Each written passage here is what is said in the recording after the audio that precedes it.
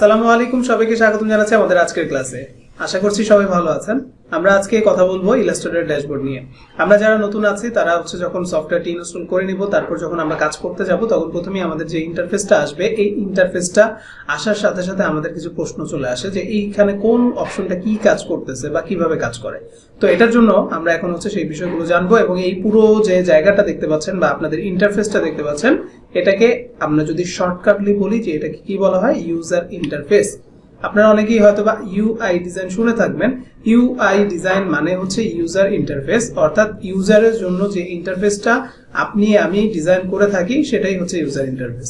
বা আপনার সামনে যে জিনিসটা, ধরেন মোবাইল আপনি ধরে আছেন, মোবাইলে যে স্ক্রিনটা দেখতে পাচ্ছেন, স্ক্রিনটা কেমন হবে সেটা নিশ্চয়ই আগে একটা ডিজাইনার ডিজাইন করেছে, তারপরে এটা কিন্তু ম্যানুফ্যাকচারিং হয়েছে। তার মানে ওইটাই আপনার ইন্টারফেস।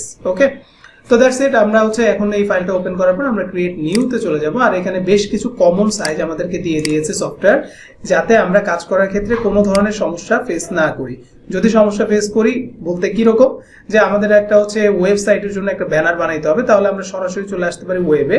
এসে আপনার ধরেন এখানে অনেকগুলো ব্যানারের সাইজ আছে, যেটা আপনার ভালো লাগে সেটা আপনি জাস্ট ক্লিক করবেন, ডান পাশ থেকে এখানে ক্রিয়েট করে আপনি কাজ করবেন নিশ্চিন্তে। আপনার ডকুমেন্ট সাইজটা এখানে কিন্তু দেয়াই আছে, কোনটা কত সাইজের আপনার ডকুমেন্ট। অর্থাৎ আপনি যে কাজ করবেন, সাদা একটা পেজের দরকার, তো ওই পেজটাই হচ্ছে এই ডকুমেন্টগুলো। এরপর আমরা যদি প্রিন্ট করি, ধরেন আমাদের একটা বিজনেস কার্ড ফ্লায়ার প্রিন্ট হবে, লোগো ডিজাইন করতে হবে, তো সেই ক্ষেত্রে কিন্তু আমরা প্রিন্টে যেয়ে, মানে লোগো ডিজাইনের জন্য প্রিন্টে যাইতে হবে এমন কিছু না। আপনি এখান থেকে কিছু সেটিংস আছে, আপনি কাস্টমাইজও করতে পারবেন। জাস্ট এখানে কিছু কমন সাইজ, যেমন A4 সাইজ, লেটার সাইজ, এগুলোতে ফ্লায়ার ডিজাইন হয়ে থাকে বেশি, তো এগুলো কিন্তু কমন সাইজ। তো আমরা সবাই জানি ইন্টারন্যাশনাল সাইজগুলোই এখানে দেয়া আছে।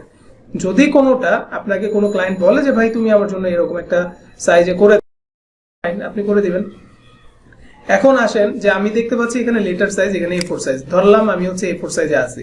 এখন ডান পাশে আমি কি দেখতে পাচ্ছি, উইথ এবং হাইট। এই উইথ এবং হাইটে এখানে পয়েন্ট দেখা যাচ্ছে। তো পয়েন্টটা আবার কি?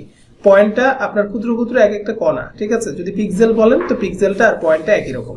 তো এই ক্ষেত্রে আমরা এখন পয়েন্টে যাব। পয়েন্ট থেকে আমরা এখানে দেখতে পাচ্ছি অনেকগুলো প্যারামিটার। এই প্যারামিটার থেকে আমরা ইঞ্চিতে করব কাজটা, ঠিক আছে? যদি কেউ বলে যে ভাই তুমি আমার জন্য সেন্টিমিটারে করো বা মিলিমিটারে করো, তাহলে সেটা ভিন্ন কথা। তো ইঞ্চিতে আমাদের হিসাবটা করতে সুবিধা হয়, ইঞ্চিটা নিলাম। তো আপনি দেখেন এখানে কিন্তু 8.267 চলে আসছে, কিন্তু যখন পয়েন্টে ছিল তখন কি ছিল, 595 × 27 এরকম। ওকে, তার মানে এখানে আপনার কিন্তু সাইজটা পরিবর্তন হচ্ছে না, শুধুমাত্র ওইটাকে কনভার্ট করে আপনাকে সাইজটা এখানে দিয়ে দেওয়া হচ্ছে। এখানে একটা অপশন আছে ওরিয়েন্টেশন, উপরেরটা নিচে দিতে পারবেন, নিচেরটা উপরে দিতে পারবেন সাইজ। এখানে আর্টবোর্ড আছে, আমি একের অধিক যদি কোনো ফ্লায়ার লাগে, যে আপনি একটা ফ্লায়ার বানাচ্ছেন, অর্থাৎ একটা লিফলেট বানাচ্ছেন, সেটার পিছনের সাইড হবে, সামনের সাইডও হবে ডিজাইন, তাহলে সেই ক্ষেত্রে আপনি কিন্তু চাইলে একসাথে দুইটা আর্টবোর্ড আপনি নিয়ে কাজ করতে পারেন। আমরা যদি চাই একটা নিয়ে কাজ করব, পরবর্তীতে আরেকটা কিভাবে ক্রিয়েট করতে হয় ডিজাইনে যখন আমরা যাব আপনি নিজেই বুঝে যাবেন। আচ্ছা, এখন আমাদের এখানে যে কিছু ব্লিড এরিয়া আছে। ব্লিড এরিয়া কি? কোনো একটা কিছুকে আমরা যখন প্রিন্ট করব, প্রিন্ট করার পর সেটা একটা তো পেপারের উপর প্রিন্ট হয়ে আসে, তাই না?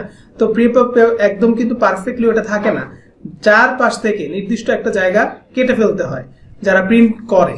তো তার মানে তাদের যেহেতু এটা কেটে ফেলতে হয়, ওদের জন্য একটা মাপ রেখে দেওয়ার জন্য এখানে আমাদের কিছু জায়গা আমরা ফাঁকা রেখে দেই। এটা আমরা যখন প্রিন্ট আইটেম করব তখন আমরা দেখব।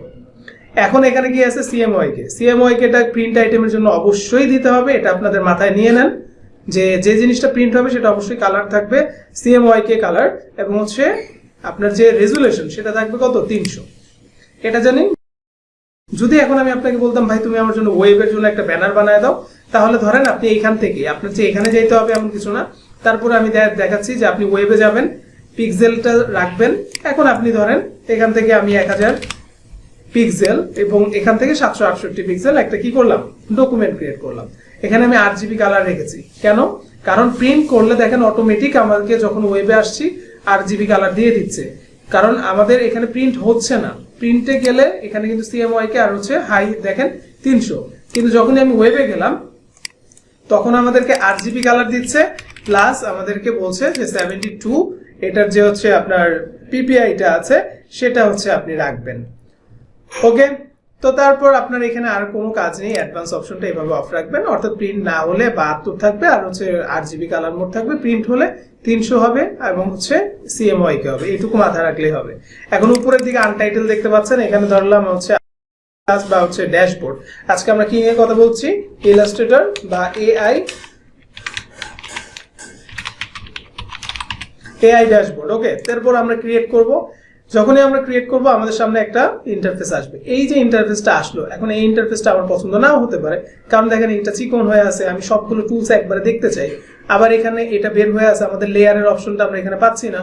অনেক কিছু ওয়ার্ক স্পেস, এটাকে বলা হয় ওয়ার্ক স্পেস। ঠিক আছে, আগে যেটা দেখলেন সেটা ড্যাশবোর্ড, এটাকে বলা হয় ওয়ার্ক স্পেস। এই ওয়ার্ক স্পেসের মধ্যে আমাদের ওয়ার্কটা আমাদের মতো করে তো আমাদের আশেপাশের জায়গাটা আমরা সাজিয়ে নিই, তাই না? তো এটাকেও সাজাতে হবে। এর জন্য খুব বেশি কিছু না, উপরের দিকে দেখুন এখানে একটা অপশন আছে, তো এখানে ক্লিক করব, ইসেনশিয়াল অপশনে টিক দেয়া, আমরা এখানে রিসেট ইসেনশিয়াল এখানে আমরা ক্লিক করব। ঠিক আছে, এবং সরি এখানে ইসেনশিয়ালস থাকলে ইসেনশিয়াল ক্লাসিকটা দেব। ঠিক আছে, তাহলে দেখবেন আরো কিছু জিনিস এখানে অ্যাড হয়ে যাবে। এরপর আমরা এখানে আসার পর এই যে আমাদের ডান বাম পাশে দেখুন অ্যারো চিহ্ন আছে আমার এখানে মাউস পয়েন্টারে, তো এখানে এসে ক্লিক করবেন, তাহলে এটা দেখুন বের হয়ে আসবে যে এটার মধ্যে আমাদের এতগুলো টুলস আছে। এখানটায় যদি এরকম বের হয়ে থাকে, অনেকটা জায়গা খেয়ে ফেলছে, তো আমরা ডান পাশে এখানে একটা ক্লিক করব। ওকে, এবার আপনি দেখুন এখানে বেশ কিছু কাজের অপশন আছে। এখান থেকে যদি কোনো একটা অপশন আপনার দরকার পড়ে, ধরেন আপনি এটা সম্পর্কে জানেন যে সোয়াচেস এটা কি কাজ করে, কালার গুলোকে আপনার সাজিয়ে রাখা হয়েছে, অর্থাৎ একটা লাইব্রেরির মতো। তো এটাকে আপনি চাইলে কি করতে পারেন, এখান থেকে যে কোনো একটা শেপ যখন নেবেন, তো এখান থেকে ক্লিক করলেই কালারটা আপনি এখানে কিন্তু দিতে পারবেন।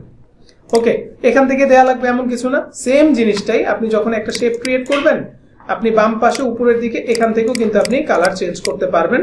দেখুন এখানে যে প্যানেলটা আছে এখানেও কিন্তু সেম, আমরা চেঞ্জ করতেছি, এখানে কিন্তু চেঞ্জ হচ্ছে। তার মানে বোঝা গেল এটা আমাদের অনেক সময় প্রয়োজন হতেও পারে, আপাতত এটার দরকার নেই। কিন্তু যদি আপনার কোনো কারণে এটা ধরেন হারিয়ে যায়, তাহলে আপনি কোত্থেকে ফিরে আনবেন? এইখানে উইন্ডোতে চলে যাবেন, মেনু থেকে উইন্ডো থেকে আপনি চলে আসবেন, এটার নাম কি ছিল? সোয়াচেস। দেখুন আপনি এখানে সোয়াচেস প্যানেলটা যদি খুঁজেন, এই দেখুন সোয়াচেসটা টিক দেয়া আছে, তার মানে এটা আছে। যদি আমি এটা টিকটা উঠিয়ে দিই, তাহলে কিন্তু এটা দেখুন হাইড হয়ে গেছে।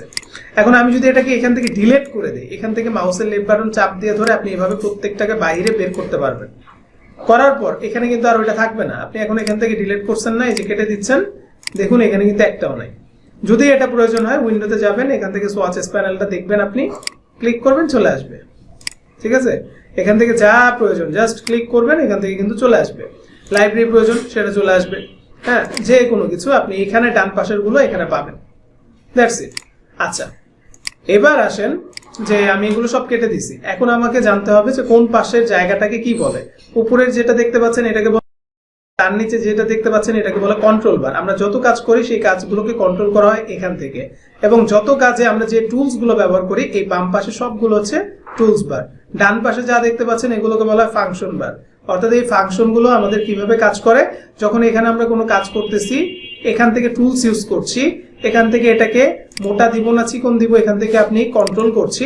ডান পাশ থেকে আমাদের লেয়ারের অপশন গুলো সাজাচ্ছি, বা হচ্ছে কোনো একটা ফাংশন অ্যাড করতে হলে এখান থেকে আমরা মাস্কিং করছি, অনেকগুলো ব্যাপার এখানে কিন্তু চলে আসে, যেটাকে আমরা ফাংশন বার হিসেবে পরিচিত হতে পারি। আর এই যে সাদা জায়গাটা দেখতে পাচ্ছেন এটাকে বলা হয় আর্ট বোর্ড।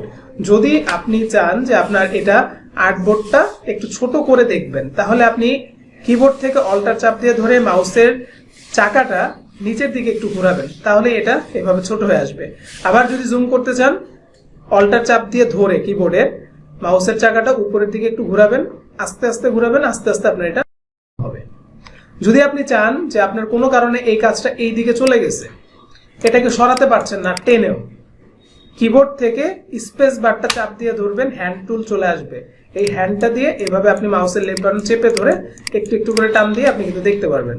আবার যদি দেখেন যে আমি টানতেছি আমি তো দেখতে পারতেছি না এটা কোথায় গেছে, তাহলে আপনি কি করবেন, আপনি এখান থেকে কিবোর্ডের কন্ট্রোল চাপ দিয়ে ধরে 0 প্রেস করবেন, তাহলে একদম সেন্টারে এই আমাদের ডকুমেন্টটা চলে আসবে। আমরা স্বাভাবিকভাবে এভাবে রাখি, এভাবে রেখে কাজ করি, তাহলে দেখতে সুন্দর লাগে। আর ইলাস্ট্রেটরের মজার ব্যাপার, বাহিরেও কাজ করা যায়, যত কিছু মনে চায় আমরা বাহিরেও কিন্তু কাজ করতে পারি। ঠিক আছে, সো এইভাবে আমাদের এখানে কাজগুলো হয়। আর কন্ট্রোল প্লাস দিলেও এটা জুম হবে, কন্ট্রোল মাইনাস দিলেও এটা জুম আউট হবে। এগুলো মাথায় রাখবেন। কন্ট্রোল 0 দিলে একদম পারফেক্টলি আমাদের যতটুকু স্ক্রিন ততটুকুর মধ্যে পারফেক্ট ভাবে বসে যাবে। আচ্ছা, তারপরে আপনার ইলাস্ট্রেটর কি নিয়ে কাজ করে? দুইটা কালার নিয়ে, একটা হচ্ছে ফিল কালার, একটা হচ্ছে স্ট্রোক কালার। স্ট্রোক কালার কোনটা? স্ট্রোক কালার হচ্ছে বাহিরের কোনো কালার, যেমন আমি এখানে একটা কালার দিয়ে এটাকে মোটা চিকন করতেছি, দেখেন কন্ট্রোল করলাম কি দিয়ে? কন্ট্রোল বার থেকে, তাই না?